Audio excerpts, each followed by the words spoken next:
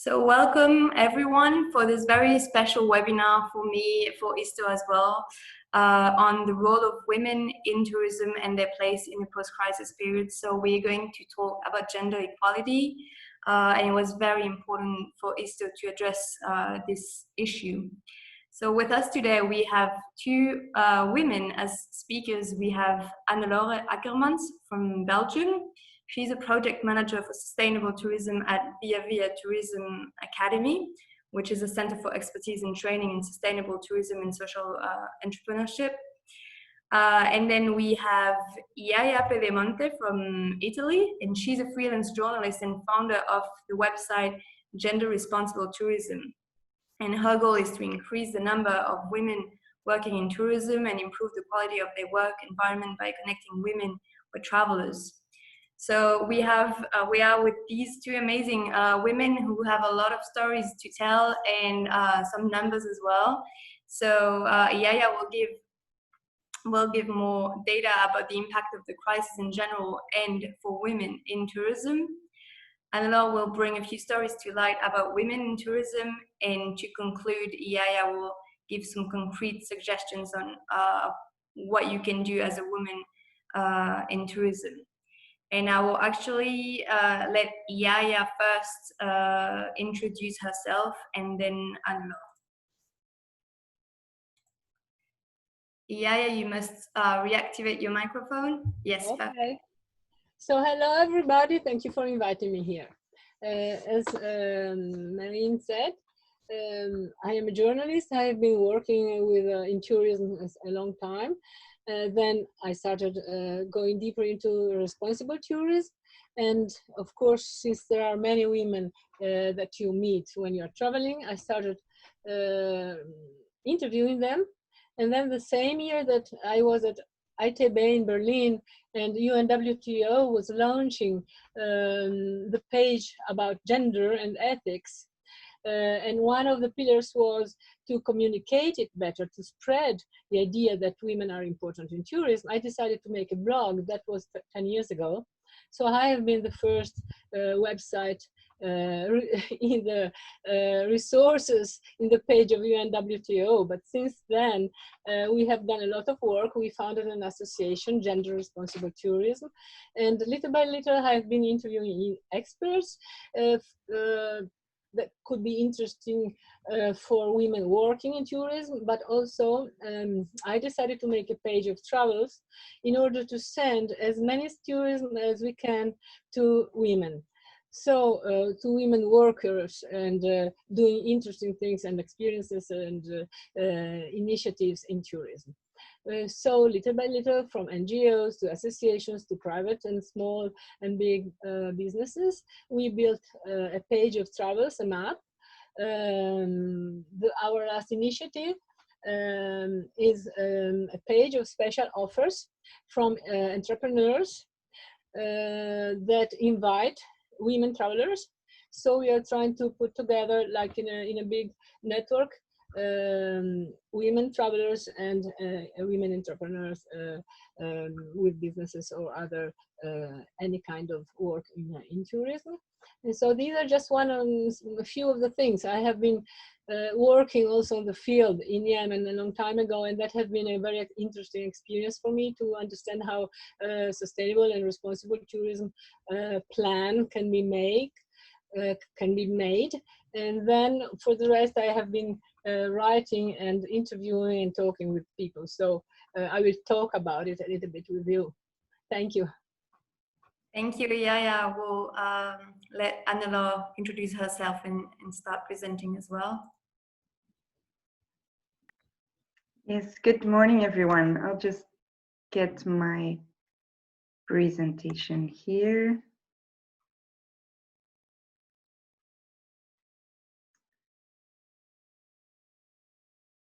Good. So, good morning, everyone. Great to have you all here from a lot of corners of the world, as I understand it well, and very honored to be here together with Iaia and to be invited to talk today. So I am Hannelore. I am a project manager in sustainable tourism and social entrepreneurship at ViaVia Tourism Academy. It means that I do a lot of projects, trainings, consultancy, as well, campaigns and research. So it's a lot of different things that we do with our team. We're a nonprofit center for expertise and training, and we work on topics all related to sustainable tourism, social entrepreneurship, sustainable development,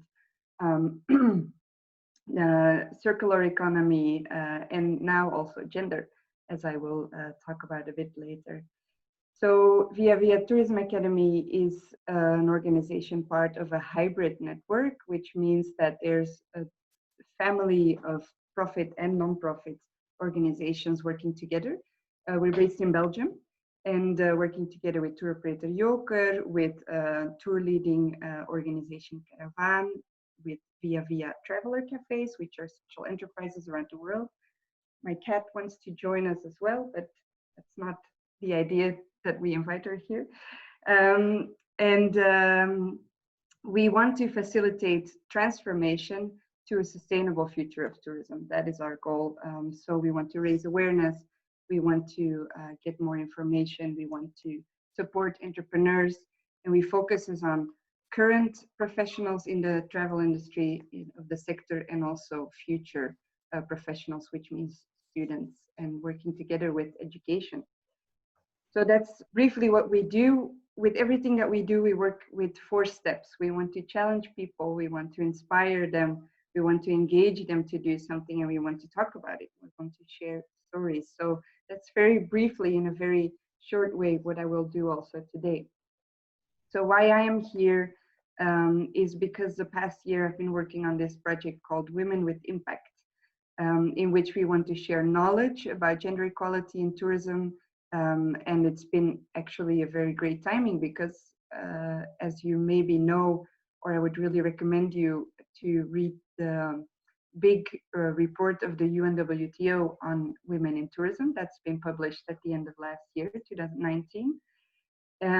So there's a lot of data that have been really recently gathered that are very interesting. So we're sharing that, and we're sharing also inspiring stories. So just like Iaia also does, we've been doing a lot of interviews and sharing stories in the newspaper, online, and here on the slide on the bottom you can also find the link to where we have all the stories together. But they are in Dutch, so it's because it's for a Belgian audience, mostly they're in Dutch, but I invite you all to read them, of course. And the idea of this project was to, it's put in a program called Frame Voice Report. And with that program, we actually want to contribute to the right framing. So we want to combat stereotyping. We want to really know what it's like for women in different countries in the world, how the situation of gender equality is, and we want to hear it from them. So we don't want to talk about them, but we want to let them speak. So we want to give them a voice, because many of them are often not being able to be heard by the global community. And then we report on it by telling stories, by working together with journalists, and to get it out there. So that's a bit why we're doing what we're doing. And what we're talking about today is gender equality, and also with this project and with this webinar and with the work that Iaia is doing, and ISTO is also now doing by giving this a platform, is to contribute to gender equality, to raise awareness about it, to get information about it, to change something about it. And that's the whole idea why we do what we do here. And maybe for some of you, this looks familiar, this layout of this slide, with the number 5 there, because it's actually part of a bigger framework called the Sustainable Development Goals. And not sure, I know a few people that are here today, so I know that they have an idea what the SDGs are, but for the ones that don't, a quick introduction. These are 17 priorities or goals that have been set by the UN, not the UNWTO, the UN, for a global framework for all countries, for all sectors, with priorities on what we focus on when we talk about sustainable development. And this program, this framework started in 2015 and it goes until 2030. So it's also called the Agenda 2030 because by that time we actually want to reach, there are about 169, if I'm not mistaken, indicators for all these goals, and we want to reach them by 2030 with the whole global community, with governments, with companies, with organizations, and as individuals. So it's definitely worth looking into that more to know what the exact goals are that we are going for, and to know that they're not exclusive, they're very connected to each other. It's a big framework that is that all has to do with each other. It's like a big system. And to check if you're all still or all already actually awake this morning, we would like to ask you a question just to know a little bit. We will ask a few questions just to test the waters today, to see who we have here with us today. And this is one about the SDGs. Yes, so you can read, the question is, to what extent do you use the framework of the SDGs in your company or organization? So first, I didn't know the SDGs before. Second, I knew the SDGs, but I don't use them in my business. Third, I knew the SDGs and the framework guides my business somehow. And fourth, the SDGs are embedded in the core of my activities. So we'll give you a few seconds to answer, and then I will show you the results, so you'll see what other people have answered as well. We are missing a few people, so let's wait a little bit more. Yes. Maybe And another. I think for the Facebook followers, they cannot see this, huh? So it's just for the Zoom people, I think. Yes, on Facebook they cannot vote.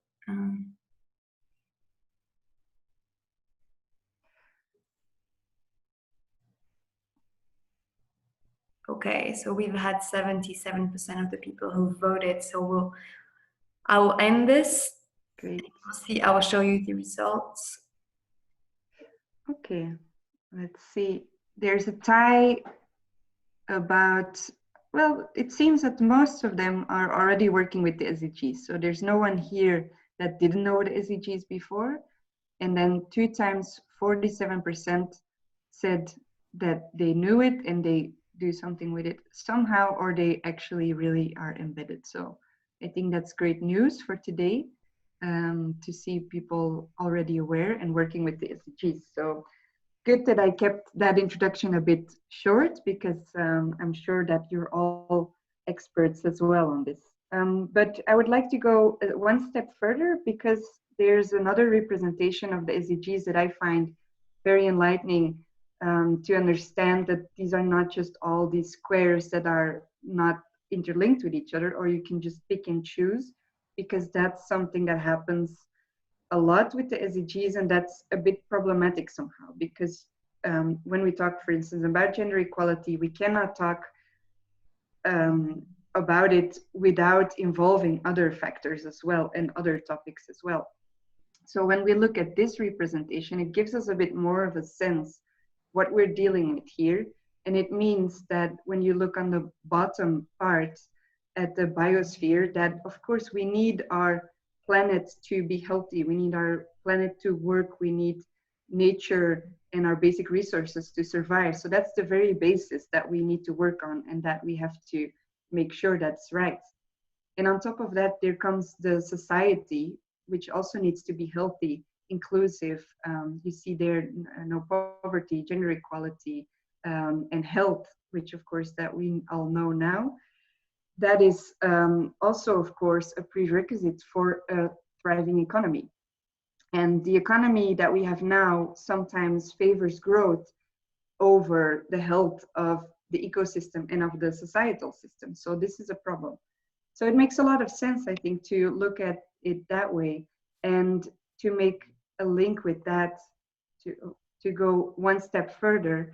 because I'm sure you've all slept enough and you're really awake, so you can handle it today. We have another framework that we think for after this period of crisis, after well, the moment that we have to realize what are we going to do now and how do we have to change things, we can go to this donut economy model of Kate Raworth. So when we look at the last slide and this slide, it actually says the same. It says on the outer layer of this donut, there's the ecological seal, and you cannot go beyond that, because then then we're in big trouble, of course. And in the inner circle, we need our social foundation, so everyone can be included in the economy. And the economy has to find a way to fit in between those both and fill that tension of not exceeding the planetary boundaries and to be supported by the social foundation. So that is also a bit the vision I want to share today from ViaVia, that we think is the new way to go forward, especially after this crisis. And for the people that are a bit skeptical, because it seems like a very nice theoretic model, but maybe hard to implement, I've made some cuttings from the last few weeks where the city of Amsterdam has shared that they will actually rebuild their city and also their problem that we were facing of over-tourism based on this donut economy model. So that's very interesting to see a first prototype happening there, and we'll all be looking very eager to Amsterdam to see how they deal with their new way of not focusing on growth and not focusing on more tourists, for example, but on a sustainable economy and supported by an inclusive society. So that was a little framework introduction I wanted to give today. And to challenge you, we don't really have time to go into this and to have a conversation, but I would always, at any point, invite you to put your thoughts or your answers in the chat. We'd be really interested to read it. So how can we build the sector back better after this devastating crisis that Iaia will talk about more later? Can we see it somehow as an opportunity too to rethink our system? Can we see it as a way to come up with new solutions? Because as Albert Einstein said, you cannot find solutions on the same level as you created your problems. So we have to get a whole new way of thinking. And then we come, of course, to the core of what today's session is about. Can women be the driver in this change of system, and can they lead by example? So I'm really curious to hear what Iaia has to say about our current situation and her ideas about this. And I will also share some examples that inspire us to do better. So Iaia, I would give you the floor. Yes, quickly, well, thank you, Hannelore, for this little SDG framework, because as you know, we are talking about gender equality today, but everything is connected. You know, everything is a little dot, and we can connect all the dots together to go towards a better society, I think.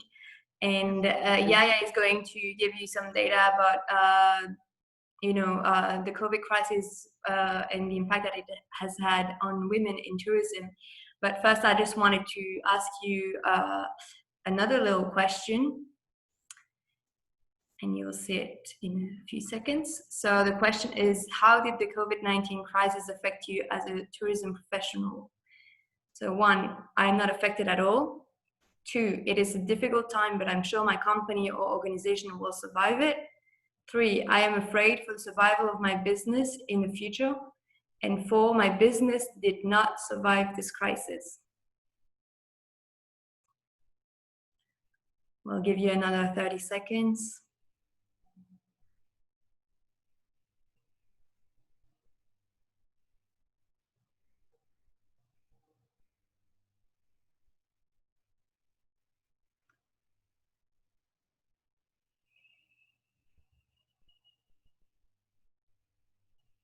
We're missing a few people.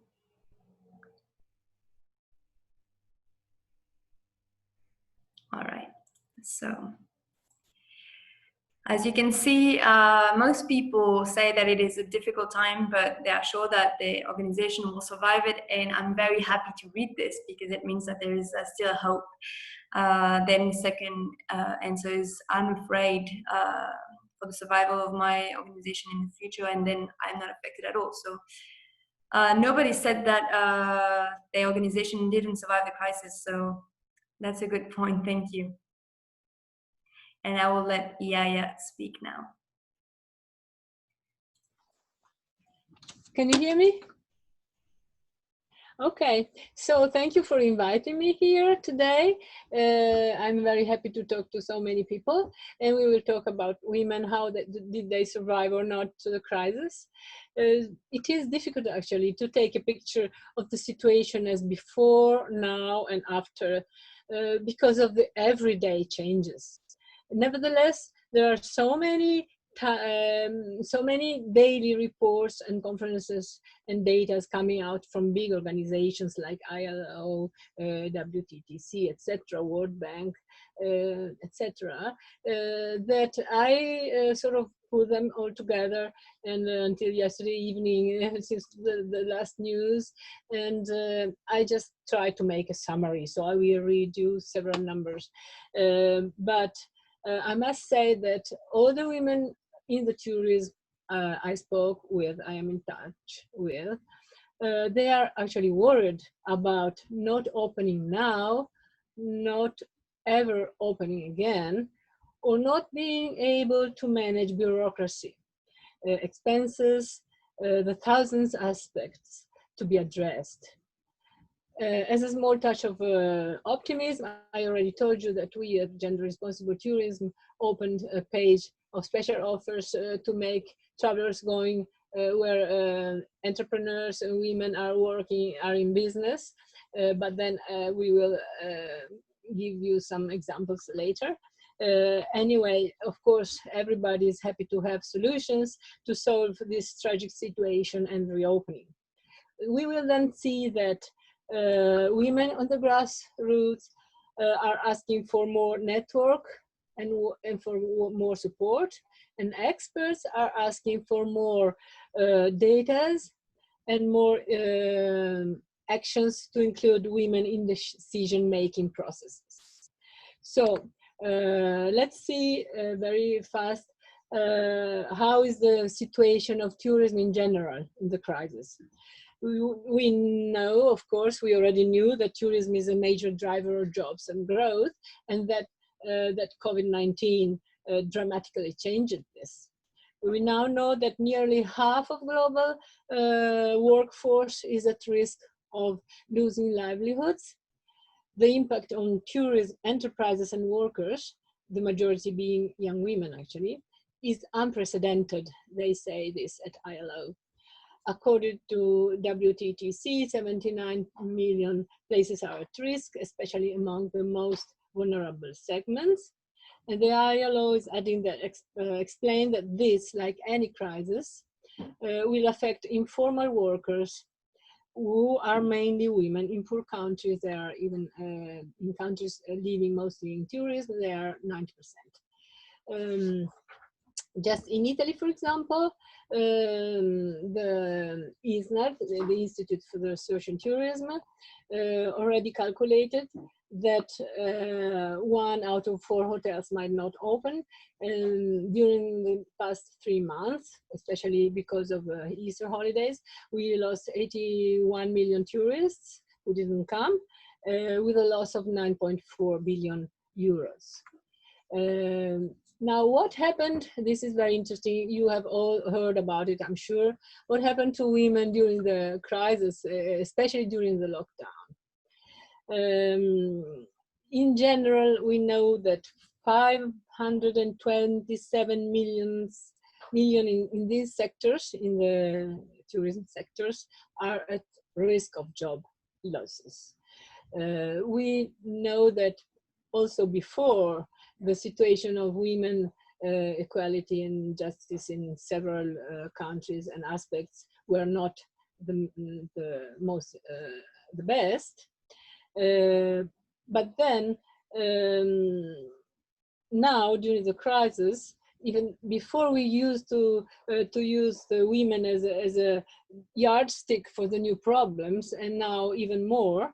And because everyone discovered the women problems during the crisis, could I mention the hours of work, the raised work in general, according to UN Women, the spacing measures, the closure of schools, the difficulties that arise from the assistance of the elderly and the very young in the house have increased the load of domestic work on the shoulders of women who already, according to them, were doing 3 times as more as men.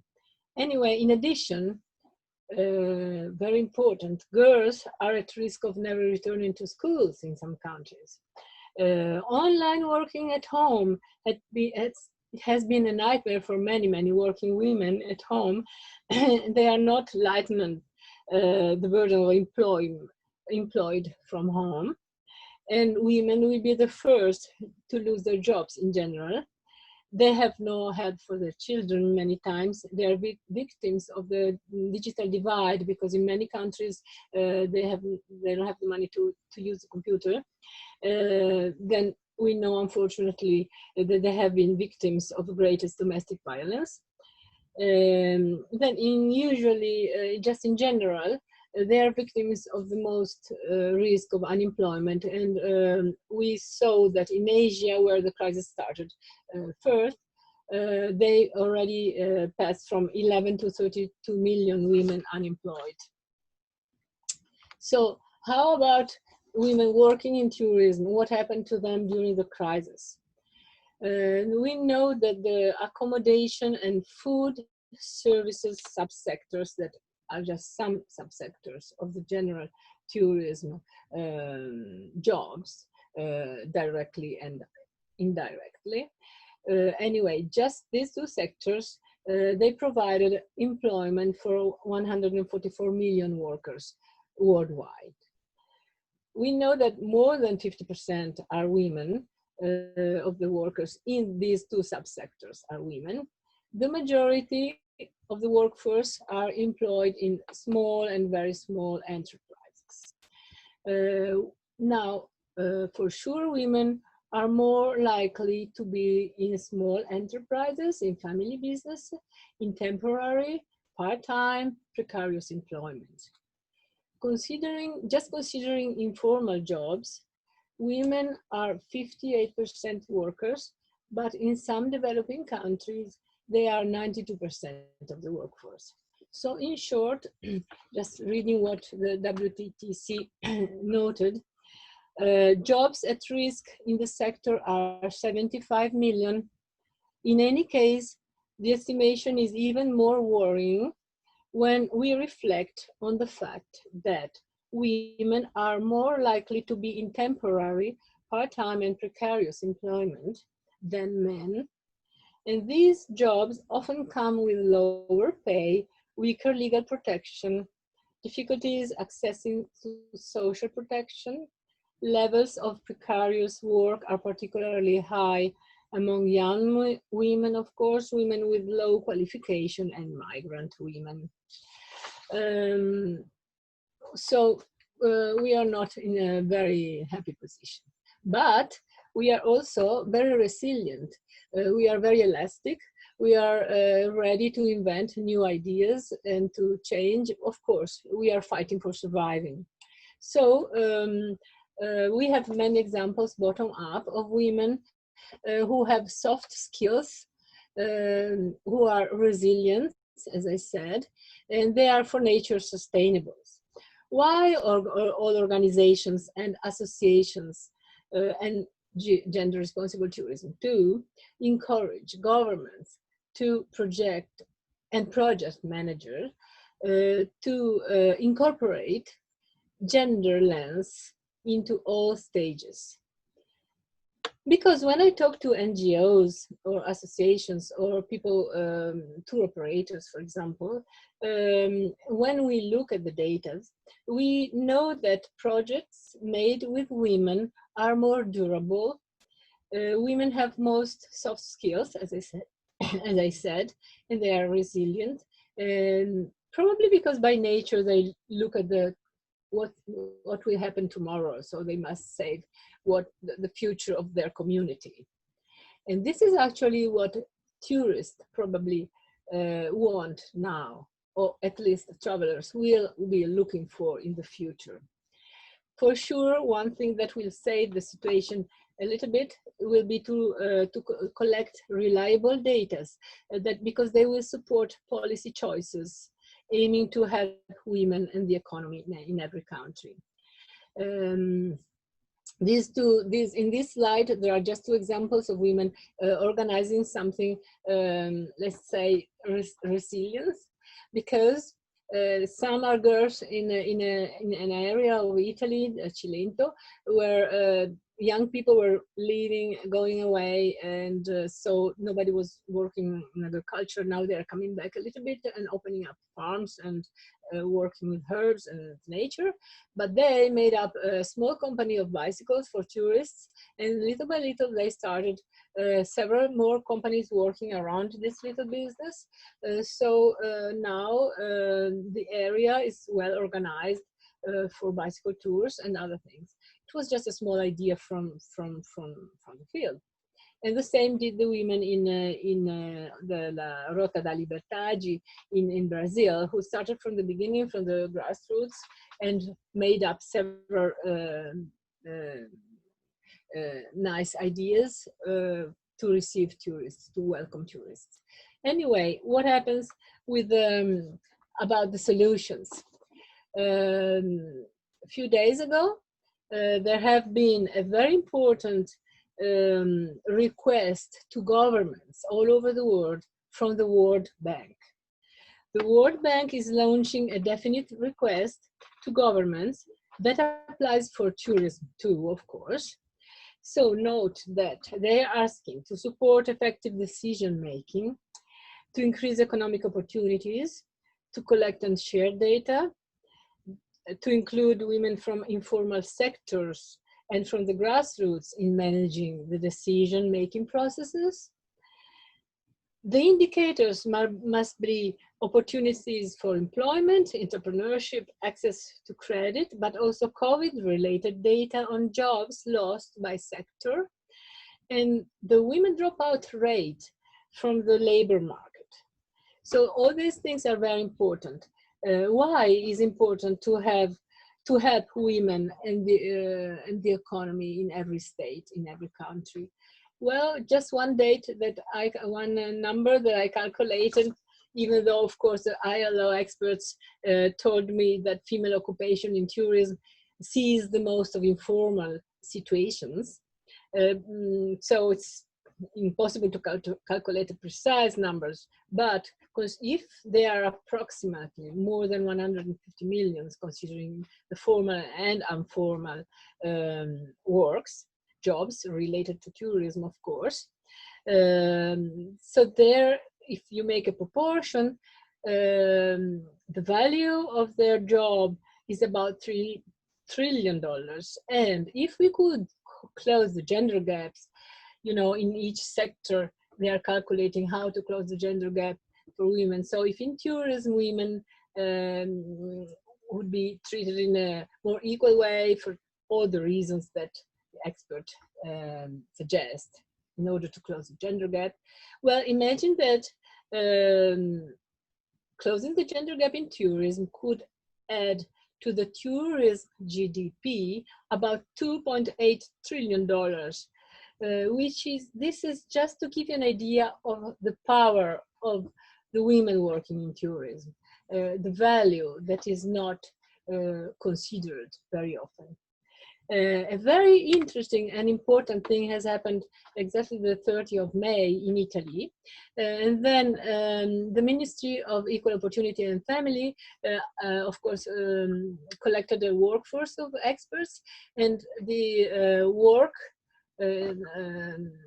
occupation and labor experts and economical experts, and they just wrote and launched and published a plan. This plan is made to remove deeper prejudices and obstacles in order to promote women work for the benefit of the whole country.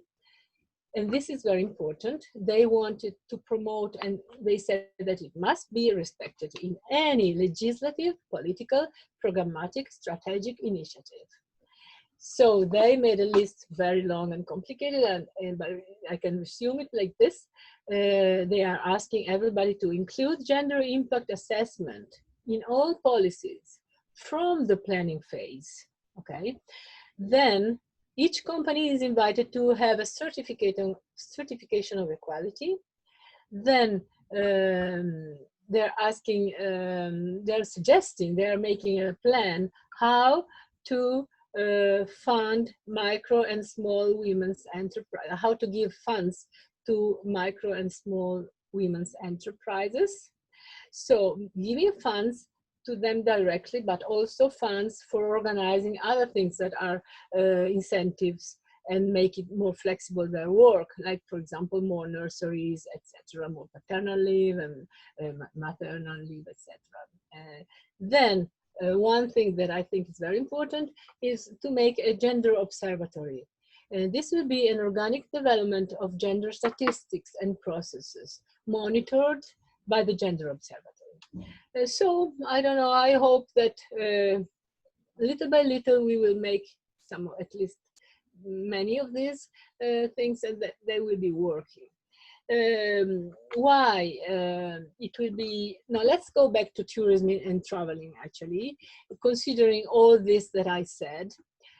On the field, on the people who are working every day in tourism, we all know that there are already rules that have been established for traveling.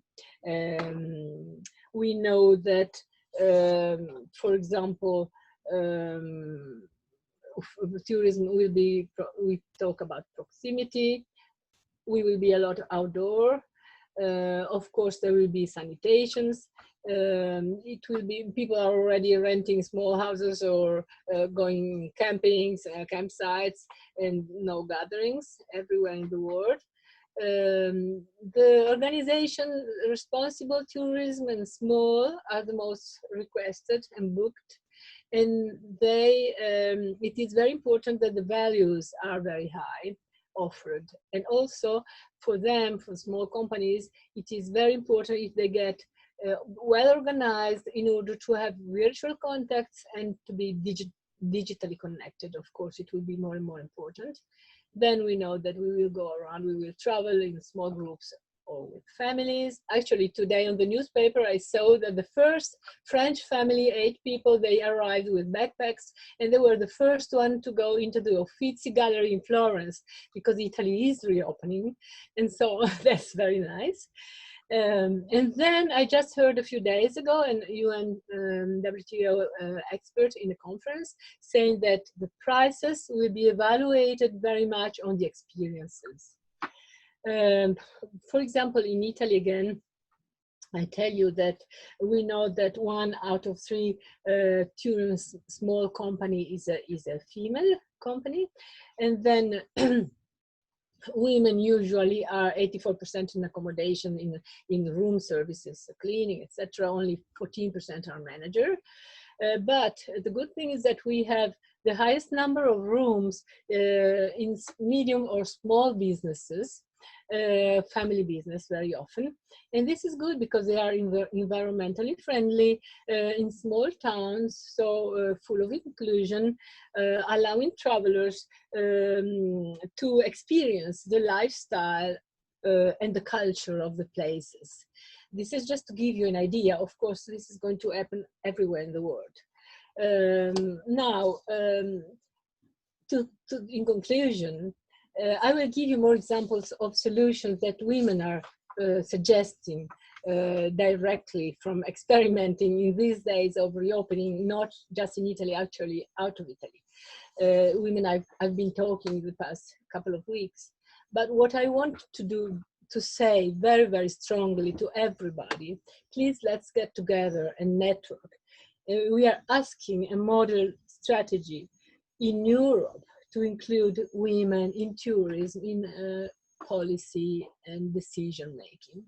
Okay, thank you. I have finished. Oh no, I have one more example that I can tell you now, and that in Italy, just 3,000 farms are opening as summer camps. And then this is very important to tell you how people are reconverting their business from normal to summer camps for children with parents working at home, and some nursery schools have been turned into agrinidi, that means small school farms. And then for lazy people, good news is that hotels are getting ready for 5 million travelers expected on 2 wheels. And then, of course, dozens of trucks are opening for trekking. And then also some GRT members are making up new ideas, like picnic in the park instead of in the restaurant with fancy food and wines, or strange ideas like going to read a book on a kind of nest, for human nest on trees in the parks, or reaching some destination by canoeing instead of bus or car, etc., etc. Very strange ideas. But as I said, I will talk you more about the world as well. And as I said, I am really asking Europe to get together and the world actually, to look for a strategy model to include women in tourism in all the decision making and policies. Thank you. Thank you, Iaia, for these very interesting examples and data as well. Now I will let Hannelore give some examples as well of some nice stories of women in tourism.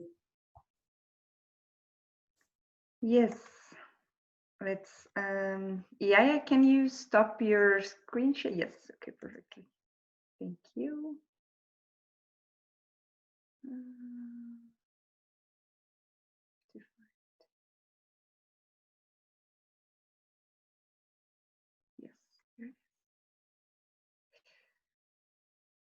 Okay, thank you so much, Iaia, for that very interesting information. There's so many data, and it's so important, of course, to know what the numbers are and what the situation is in order to be able to respond correctly. So that's been really insightful, and also great examples from Italy, and this new initiative that was very, very new from last week or this week. Very interesting.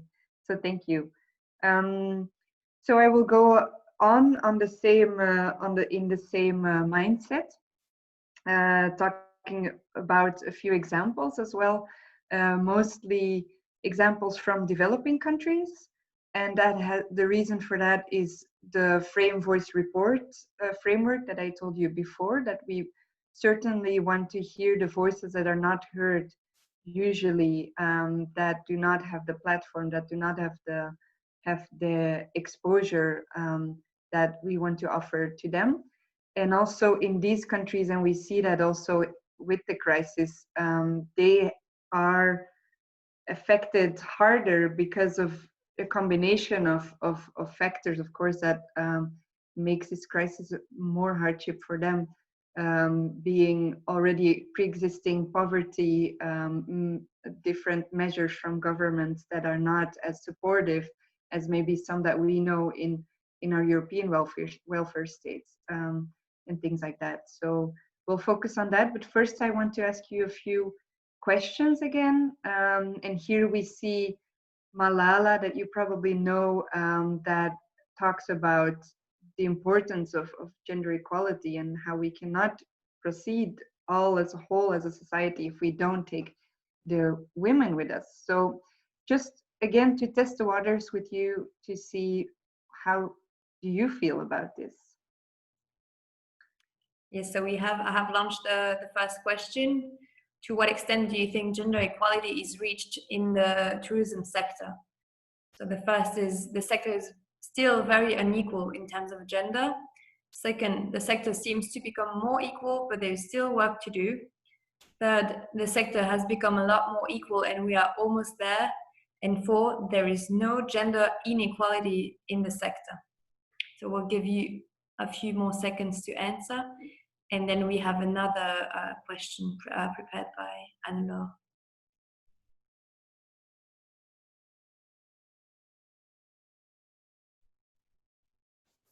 All right. Okay, so we see that the small majority, 53% of the people, say that there is still work to do, but it's becoming more equal. But then there's also 47% saying that it's still very unequal. So it doesn't seem to paint a very positive picture at the moment. It's certainly, there's still a lot of work to be done. So that's good to hear from you as well. Thank you for participating. Another question I want to ask also is, to what extent you experience gender equality in your country. So the past question was really about the tourism sector, but because we've been doing these stories asking about the situation in these women's countries, it's also interesting for us to hear how is it in your country, and feel free also to share in the chat if you want your country or anything else you want to say about that. And the options here are: my country is still very unequal in terms of gender, or my country seems to become more equal, but there's still work to do. My country has become a lot more equal and we're almost there, or there's no gender inequality in my country. So also curious to hear where you're all voting from. Yes, please tell us in the chat where you are.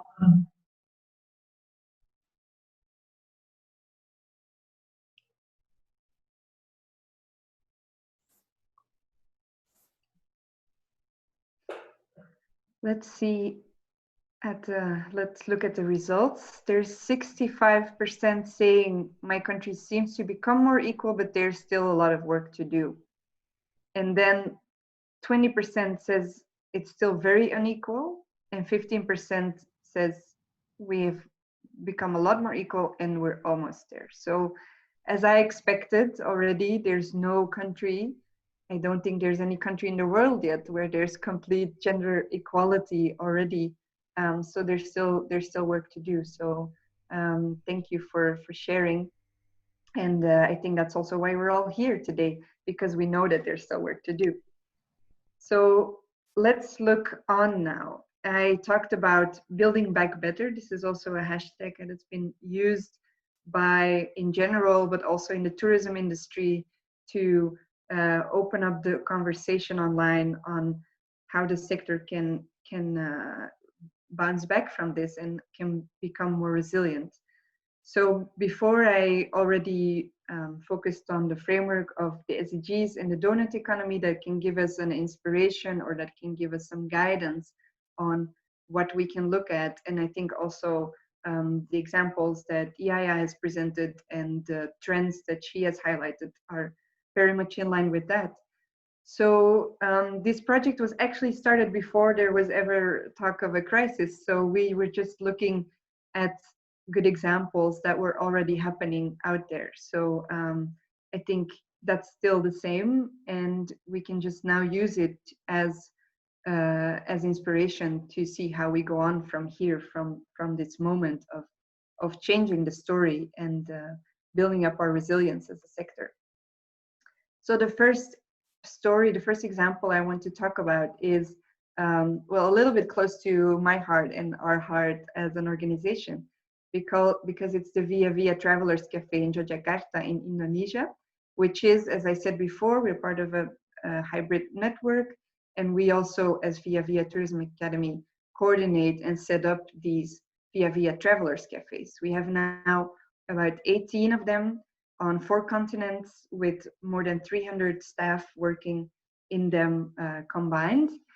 And they're all sorts of social enterprises, all local entrepreneurs embedded in the local community, employing local staff. And here you see the staff of ViaVia Jogja in Indonesia. And you see a lot of female faces there, as you can see on the picture. And of the more than 70 staff they have, there's more than 60 to 70% is female, which is quite special in a patriarchal society as Indonesia, quite a conservative society where women not always have the opportunity to work, and especially not have the opportunity to work in manager roles, in decision making, and in ViaVia, almost all of the management are filled in by women. So they do have affirmative action for women to hire them, to support them in their studies, to offer decent working conditions, of course, also to the men, to offer a decent wage that is in compliance with the minimum wage in Indonesia, which is not such an evident thing to have there. And yeah, they're just sustainable in both their operations, in their staff, but also the products they have. Sustainable tourism products as tours and activities that are all also eco-friendly, fair trade, co-created with the community.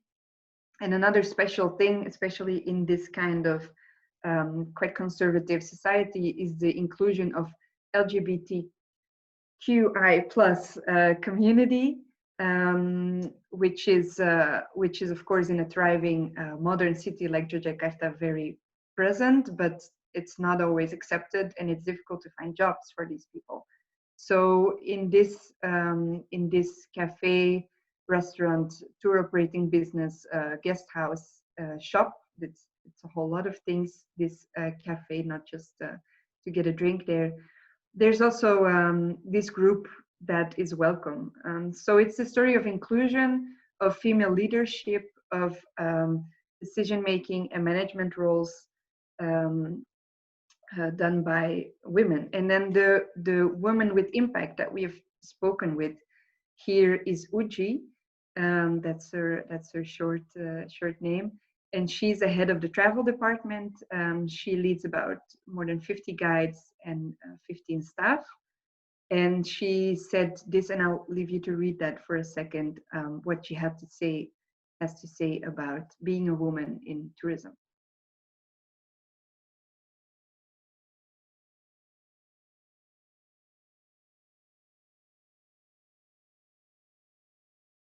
So a very strong lady, very involved in tourism associations, also at her destination, and determined to contribute to gender equality in Indonesia. So this is one example of a social enterprise.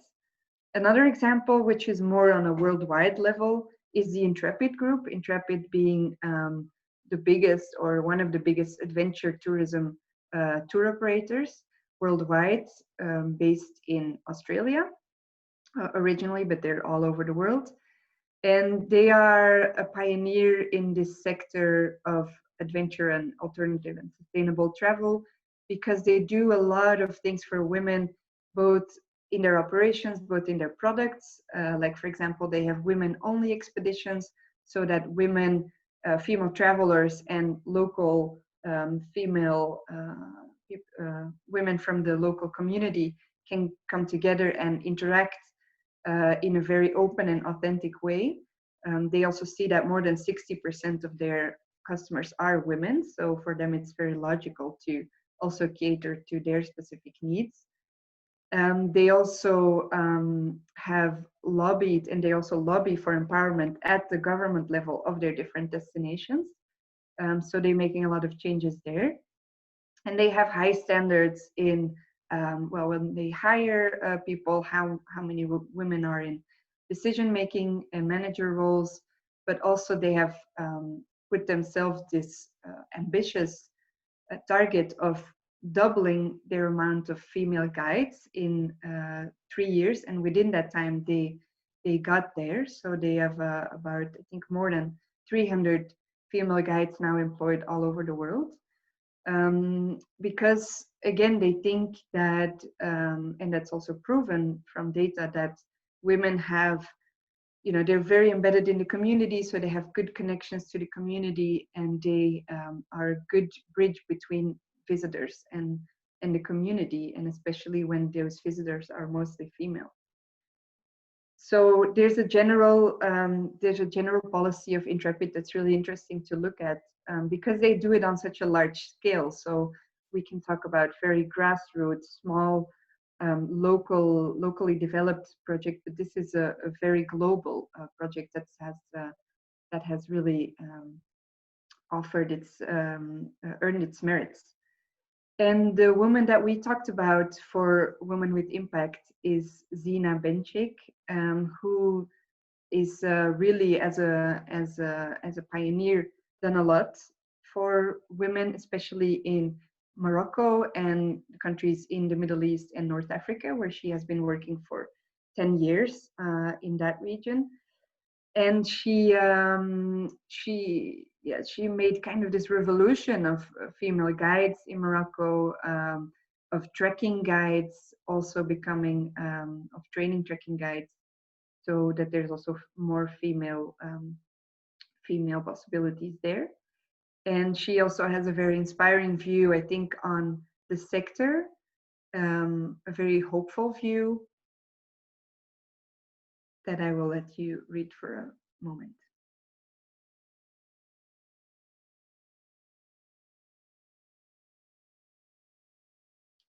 So when we look, for example, at the wage gap in the general economy, it's about 16 point something percent in the general economy, and then in tourism it's 14 point something percent. So we see already that the wage gap is a little bit smaller than in the general economy, and this is also the point that Zina is making here, that it has so many opportunities. The sector has so many opportunities for women to work. There's also an informal economy where there's opportunities. So this is certainly a sector where we could give an example, where we could set an example to other sectors to make gender equality happen. Another story that we've gathered is a bit closer to home from the UK, called Invisible Cities, which is a social enterprise working on training homeless people or people that have had experiences with homelessness to guides. So this one is not just focused on women. There's actually a bit more male guides. That's because also there's some extra challenges for women, homeless women becoming guides, for example, because they're very publicly seen, and sometimes it's not safe for them when they are when they have escaped problems of domestic violence, for example. But anyway, still a social enterprise that is tackling a societal issue as homelessness by tourism, by sustainable tourism, by bringing visitors and local communities together. So they really changed the perspective of the visitors on this topic of homelessness, where there's still a lot of stigma, where it's still not really included in the conversation in the UK. So they have this role of lifting people up from their homelessness, giving them a second chance, but also broader awareness raising on this topic. And the woman that is behind this social enterprise is Zakia, and she's also a very inspiring speaker to listen to. And here she explains a bit why social entrepreneurship can be a solution to both, well, to work in tourism and to generate an income, and to also address societal challenges.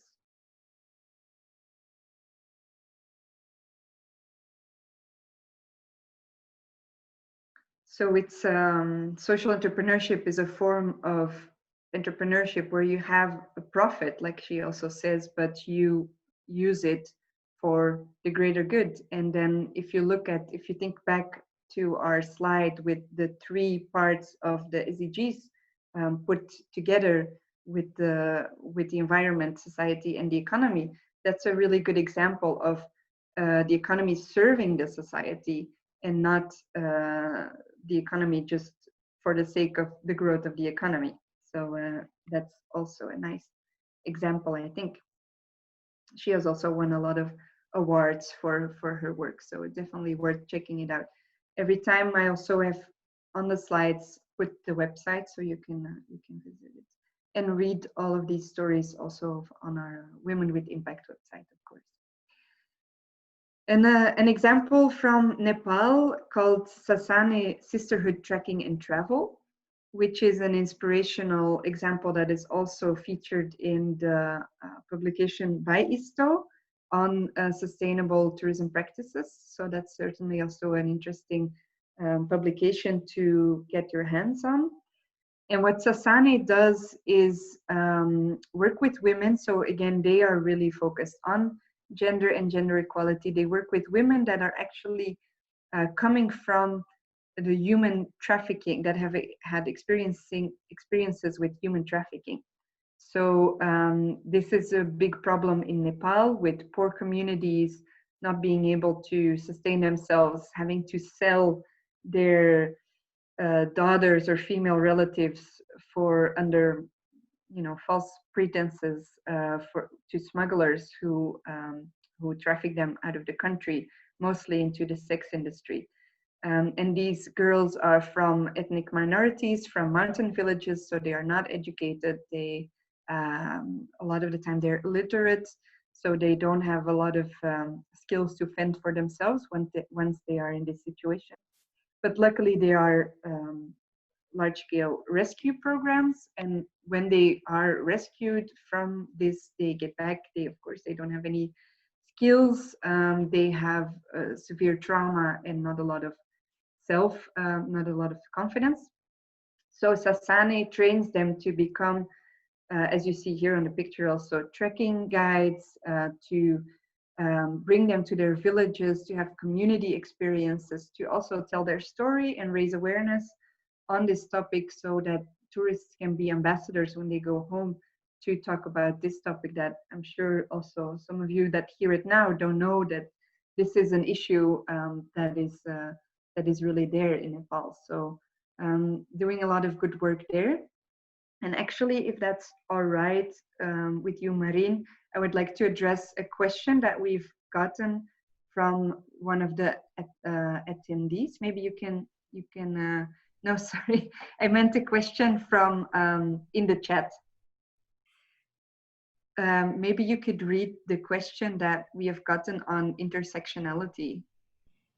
Yes, so we had a question from Sabrina. She says, I am curious to have a view on the intersectionality between women in tourism that belong to minorities. What is their role in the development of tourism and their communities, especially in countries of the global south? Yes, so thank you, Sabrina, for your excellent question. And when I read the question, I had to think of this example. So I think it's great to put it in practice already now with SASANE, because of course when we talk about minorities, they experience intersectional inequality. And to explain it a little bit to all the attendees, intersectionality is kind of the layers that you have as a person. You can be a woman, but you can also be Black, for example, to be really up to date with the current discourse. You could be lower educated. You could be from a poorer background. You can be from a religious minority. So there's all these kind of variables that make up your identity. And if they intersect, if you're and a woman and Black, and you're from you're living in poverty, then you're of course experience inequality even deeper. So that's what intersectionality is, and that's also what happens. So like I said, these girls from minorities, from mountain villages, they are targeted, especially because of that, of course, by traffickers, because they know that they don't have the same chances and they don't have the same skills to deal with these kind of challenging situations. So I think it's very important to have these kind of initiatives like SASANE that target those intersectional minority groups, and to really empower them and support them to work in tourism. And what you see when they get involved in tourism is that they lift up their whole community. So they go back to the villages, they also share their cultural heritage, they raise awareness, and they create interaction between visitors and the other local villages. So everyone kind of gets educated together with them, they get exposure to the outside world, they get an income, of course, from tourism. So I think this is a great example to answer your question on how minorities, especially in the global south, can have a really powerful, transformative power for minority communities. And we talked with Jenny from SASANE also. Of course, I mean, all of these women I'm talking about are just powerhouses, so it's great to listen to them and to hear their stories. And here she talks about what SASANE, the difference that they make and how they really transform the women that they work with. So I think that's a wonderful thing to see.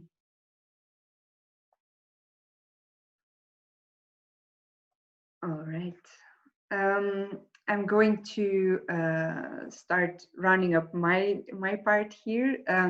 Just two quick examples of not people that we have directly talked about, but that we think also kind of think outside of the box, which is, for example, in India, Women with Wheels, where, of course, as you also probably know from news, you know, throughout the years, that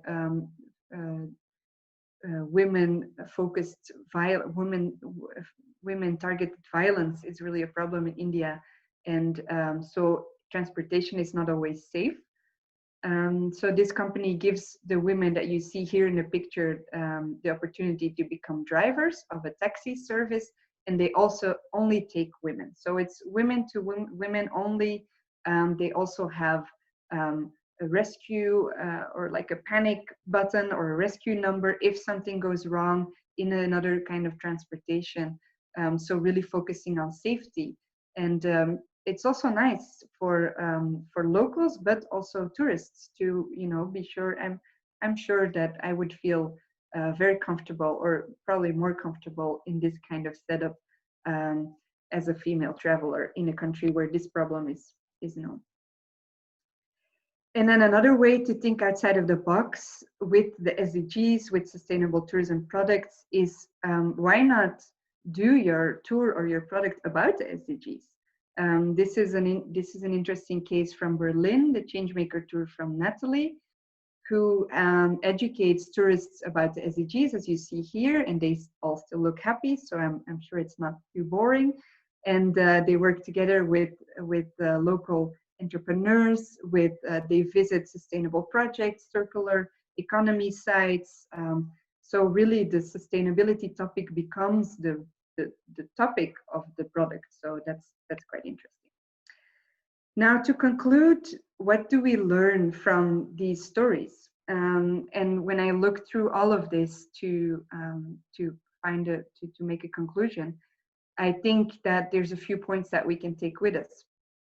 Female leadership, to involve women in the decision making, in manager positions. Like Iaia also said, let's come together. Let's make sure that the voices are heard. Let's make sure that the policies that are made are also made by women, that they are targeted for women. And when we have women in the decision making, we often see that no one is left behind. And this is also, leaving behind is the slogan of the SDGs. And we see a more inclusive, holistic way of thinking. Even in politics, for example, one of my role models is Jacinda Ardern, the Prime Minister of New Zealand, who has a radically different view on policy and on politics. And I'm sure that's because of her female view. Social entrepreneurship is, for us as ViaVia, since, as I told you, we also do it ourselves, is the key to connect societal challenges and business, and to make a profit, to actually do something for the community. Training, I think, has been clear from all the stories that it's key to lift people up, to empower people, to build capacity.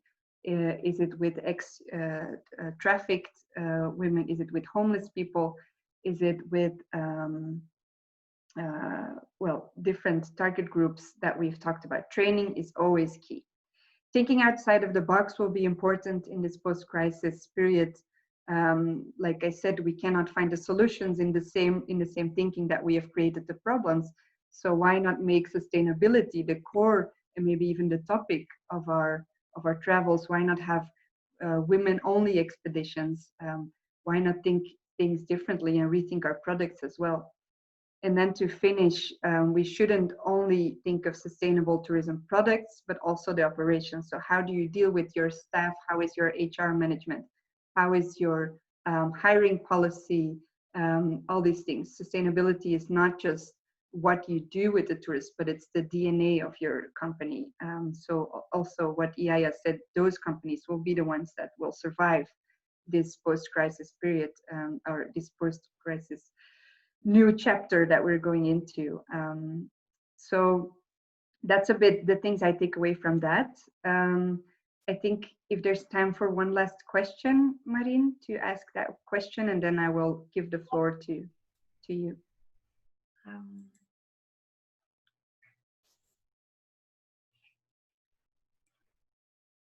So the last question is, to what extent do you or will you contribute to gender equality in the sector?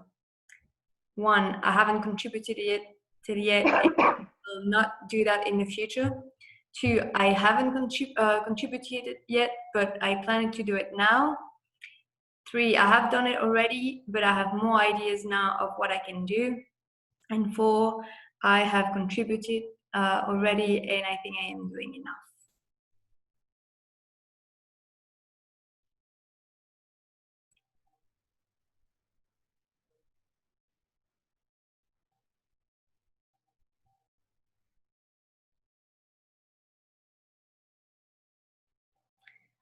We're still waiting on a few answers. We have 55% of people who've answered.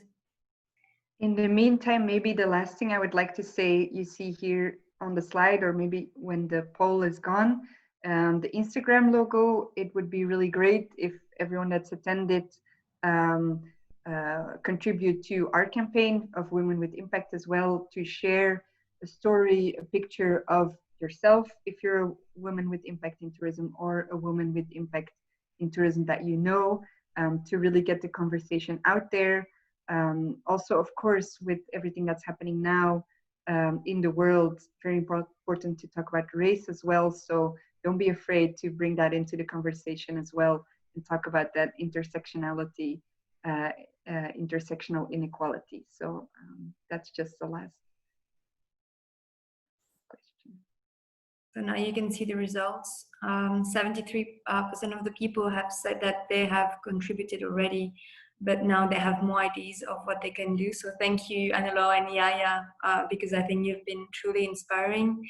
And then we have 13% who said that they haven't contributed yet, but they plan to do it now.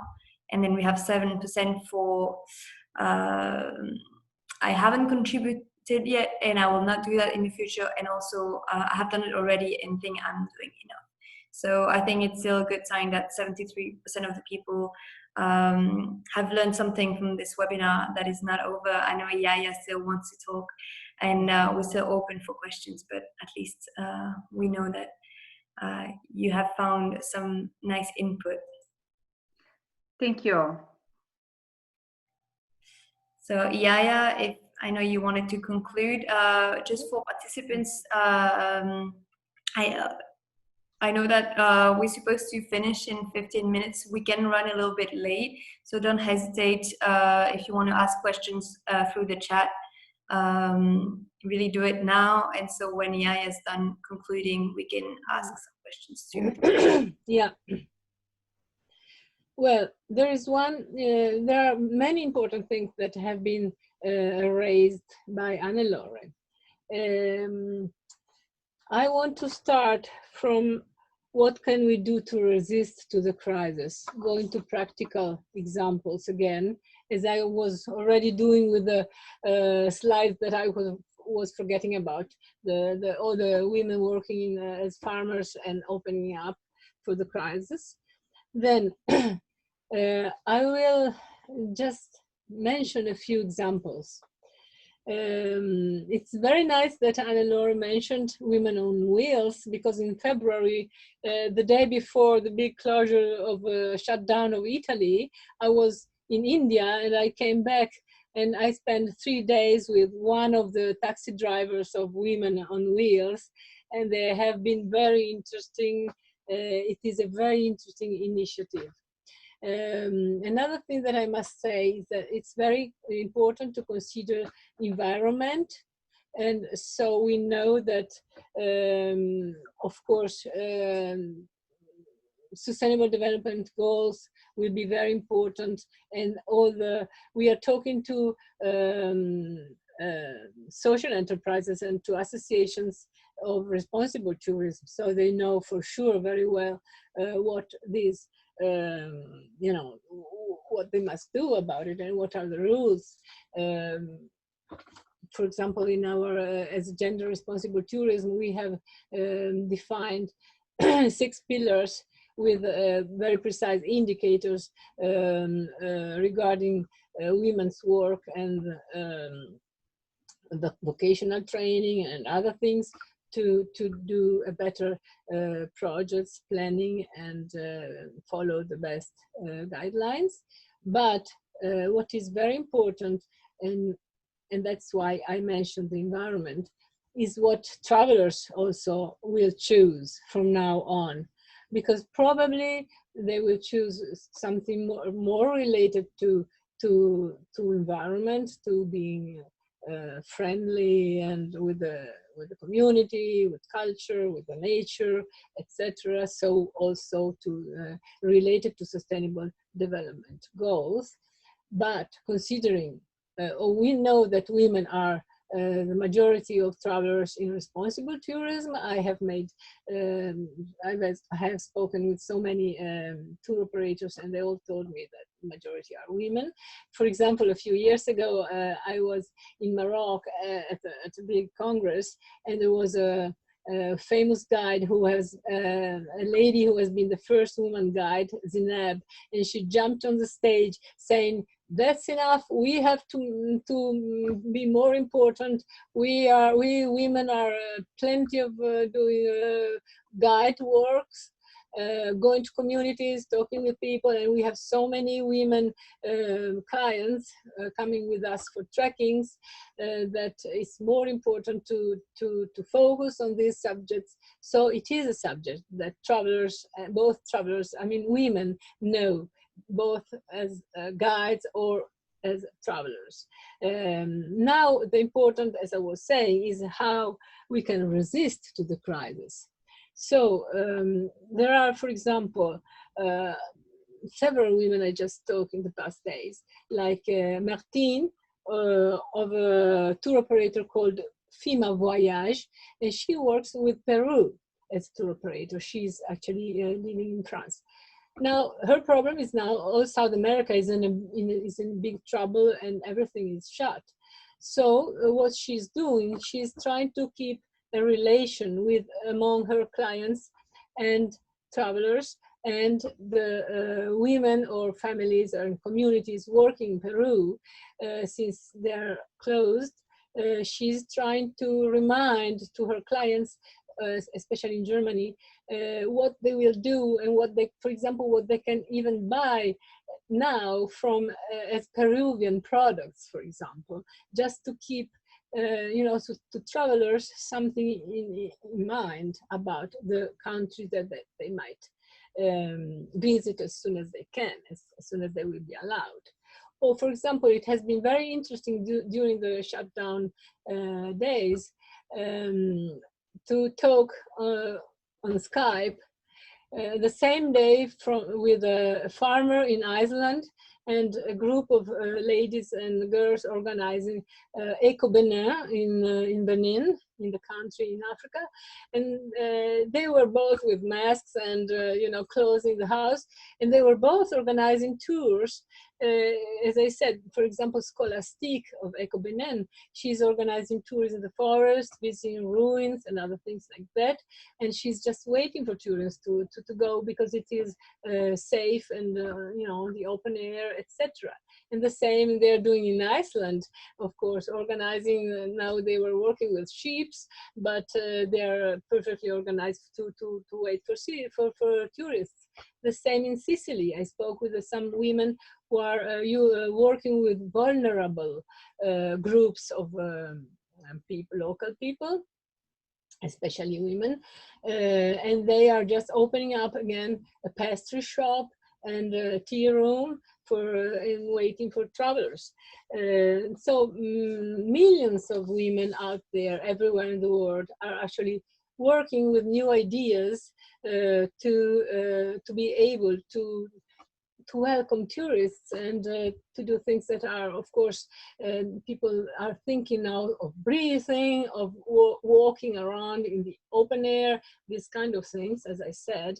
But then, meanwhile, if you are still shut down, locked in your home, or if tourists are not coming, for example, there is Michela Fenili, digital manager of Agro Media, which is a very interesting small company here in Italy.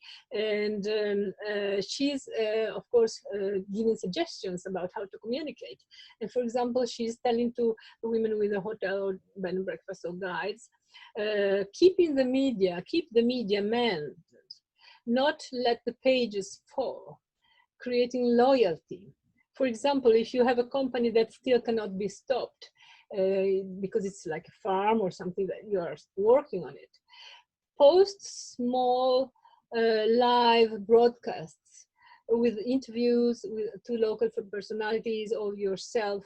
Suppose you are closed but you are planting tomatoes, you can show your vegetable garden, saying to tourists, if you will come in August or September, we will pick up the tomatoes together. This is just a stupid example that I'm making up, but just to give you the idea that you must look at the future.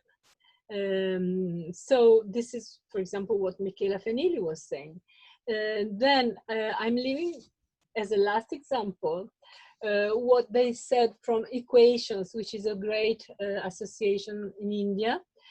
And this is very important because they are making several webinars about it. And they are launching a model strategy proposed by the organization is the establishment of federations of women, providers of specific services within the tourism sector, such as those working in organic farming, fishing, husbandry, community kitchens, kitchen gardens, craft women, and women guides. So such federation could serve as models for startups and business chains that allow for more participation of women in the tourism sector, not only in India, but in many other countries all over the world. So in it's called Equations. So if you look in their website, there are, it's more explained. So it's a model strategy called Federations of Women. So this is a larger idea. Then there are the smaller ideas. In any case, they are thinking about travelers. We, as gender responsible tourists, we have founded a page on Facebook of independent women travelers, Libere Viaggiatrici, because I wrote a guide about women travelers. This is because there is a very big connection of travelers, women, of course, with family and friends, etc., and what women are actually doing in tourism they're offering.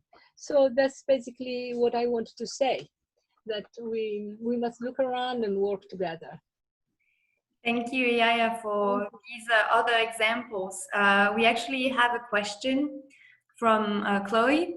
So she asks, do you have any specific story of or example of initiative of women empowering through food tourism? Well, yeah, most of course, most of women are working with food, and then the food tourism,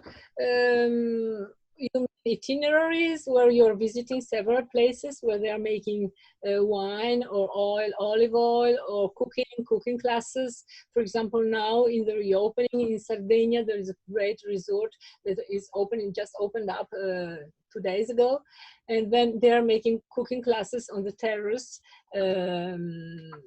teaching clients. Or also the farms are organizing cooking classes for children, but they put tables very far away one from the other, and children are very separated. So each of them is making its own pizza, but they are not crowding and getting together. There are, for example, in southern Italy, there are groups of associations traveling in the country, trekking and picking herbs and foraging, and then going home and cooking with herbs, or learning how to use the herbs. There is a woman teaching how to make fresh pasta in Italy. There are so many, there's a lot related with food, of course, because this is the first thing that women do. Okay, also, for example, among our special offers in our website, there are a couple of women who are inviting women travelers to go visit, and then as a gift, as a special offer, they will have a wine tasting section with the daughter of the owner of the farm stay, which is an enologist, and another one the same with olive oil. They are trying different olive oils and explaining to women travelers and their families and friends. So there are plenty of ideas.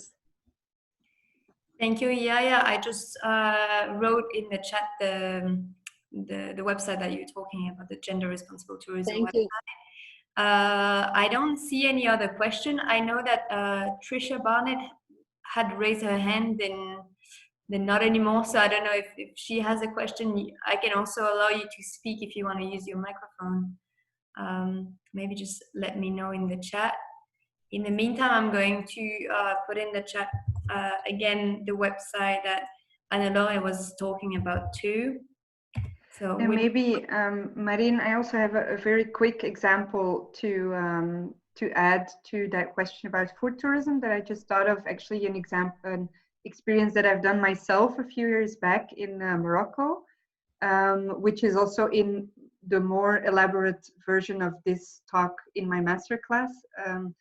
And that's called Amal. It's an organization in Marrakesh, Morocco, working with vulnerable women that have, been having trouble and don't have really a network, to offer them a training in hospitality and restaurant. And you can do really nice cooking workshops there. So it's with women, and it's for family. It's not women only, but it's a really nice way to connect with these women. I've done it myself with my mother, which was a really great experience because we love to cook together anyway. So this is really, you get this through food. Food is really a connector, especially with women, I think, to share something. So food tourism and gender is a really interesting topic. And this organization, Amal, works together with one of our ViaVia cafes that's actually opening really soon in Marrakesh, Morocco. So they send their trainees to do internships at the ViaVia cafe as well. So that's how we cooperate with them. So, and Marine, can I just say one thing very fast? yes, sure. That half of the things I said, they are shared, and we studied them with Equality in Tourism, where Tisha Bart is working with. And so if you go to the Equality in Tourism website, you will find many articles also mentioning the initiatives of Equations, for example, or mentioning several stories of women in the world which are doing very interesting experiences and works. So I don't know if Trisha wants to talk about that, but I just want to say that don't miss Equality in Tourism website and Facebook page for all their work in Africa and in many other countries. So that's another interesting place to investigate if you want to know more. Yes, I see that Trisha has raised her hand again, so I will allow her to speak so she can actually speak with the Good. microphone. I'll do Hi, it Trisha. now. Yes, Trisha, you need to activate your microphone if you want to speak.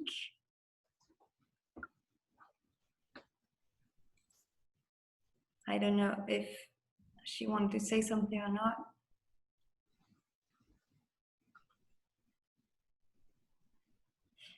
Yes, it